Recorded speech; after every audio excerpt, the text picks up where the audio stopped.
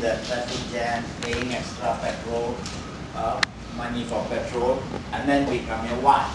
Why do people go to church? Why do people go to temple? Why do people turn to religion? What is the one thing we want most in life?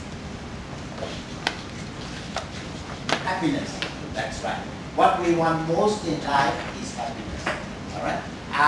When we say we want happiness, we are saying that we are not happy. If we already have it, then we don't want it, right?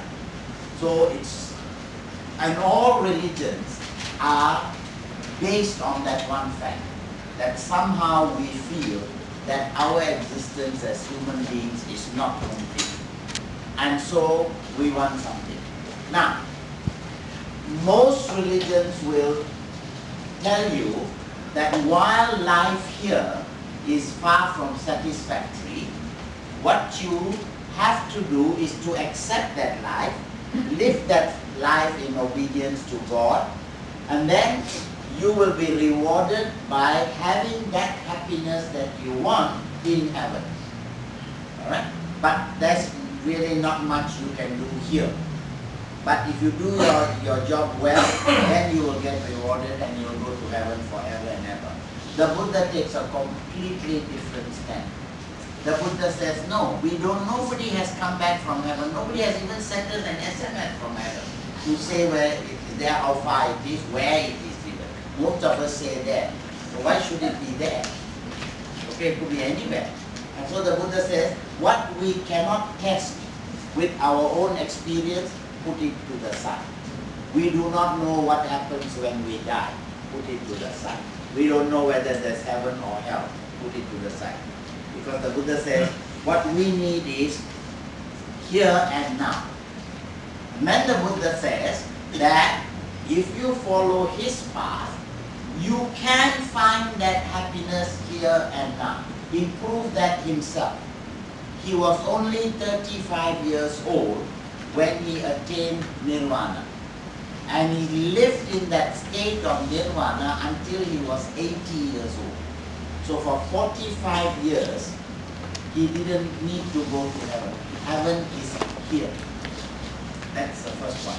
Second point is, he also proved that once he had taught his method, everybody around him, the early arahants, they also experience the same happiness, men and women.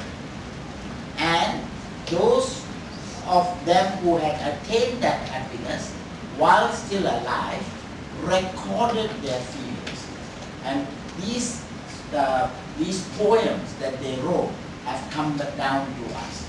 Yeah? They are called the Terigata and the Teragata. Terigata and Teragata are poems written by monks and nuns who had attained Arahanthood. And they were still living here. And they had already reached that perfect state of happiness. So, we start off that our point is that in this earth itself, while we are still alive, we can be perfectly happy.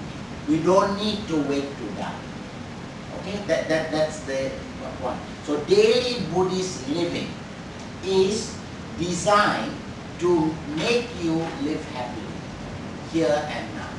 Right? The Buddha does accept that because we are born here, this place is a mess. Right? But he says there are two things.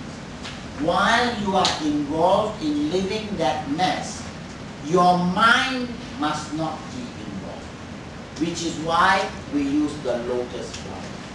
See? The lotus flower is, like all other religions, all other human beings say the same thing. That life is really problematic. Every day you cannot escape. And that's what the Buddha says is the first noble truth. And the very first noble truth is there is suffering. On a higher level, old age, disease, death, these are suffering. Change is suffering. That's on a higher level. But on a lower level, every day we experience physical and mental suffering. Physical, as we grow older, we get all kinds of body aches and sickness and disease. That we can handle really with Panadol. But what we can't handle is the mental suffering. The mental suffering of restlessness, worry, fear, doubt, yeah, all these things that bother us mentally, that is something we need. And what the Buddha says is, if you can handle those things, no matter how much your body falls sick, if you can handle your mind, then you can be happy all the time, here and now. Okay? And in reply to the Hindus who talked about heaven, they talked about heaven and they said God lives in heaven, and so God in the Hindu terms is Brahma. Where God lives is Vihara. Vihara is simply a house. So Brahma Vihara, where God lives. Okay? So that is heaven. So the Hindus were saying, you go life after life suffering, but if you suffer nicely, then at the end, when you gain wisdom, you go back and you join up with Brahma, you become one with Brahma. We call that moksha. Moksha is the release of the body and the reunification with Brahma. That to the Hindu is happiness. The Buddha says, no. You don't need to wait to die. You can be living in heaven here and now. While you are seated, you are already in heaven. That's the Buddha's stand.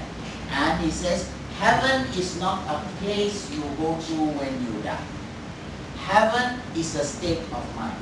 And that state of mind can be experienced now. Yeah, that state of mind can be experienced now. And what are those states of mind? Not one, but four. Metta, Karuna, Mudita, Upekkha. Yeah, these four states of mind which you must develop now. So whether you are 10 years old or 100 years old, it does not matter.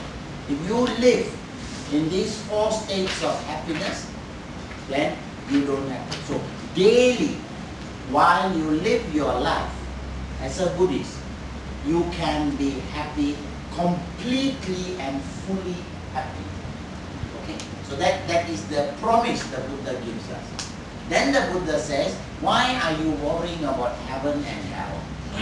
Don't worry about that. Nobody has come back. We don't know about it. We don't even know whether it exists. Right?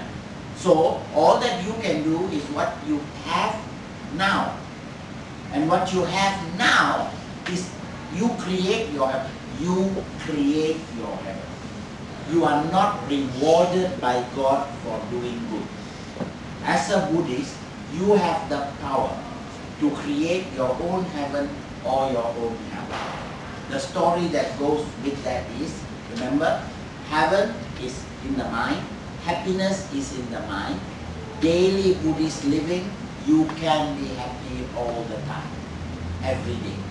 Alright? The story that goes with this, I think I've told you this story already, about the samurai. The samurai who came and approached an old Buddhist Zen master. And he stood in front of this Zen master, and he was a fierce, samurai type.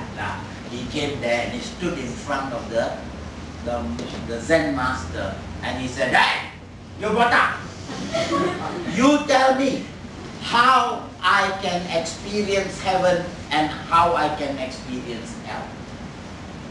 The Zen master stopped for a minute, looked at him and said, "Damn!"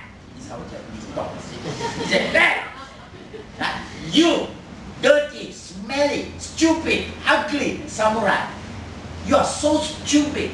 How dare you ask me to explain to you about heaven and hell? You will never experience heaven and hell. Get lost."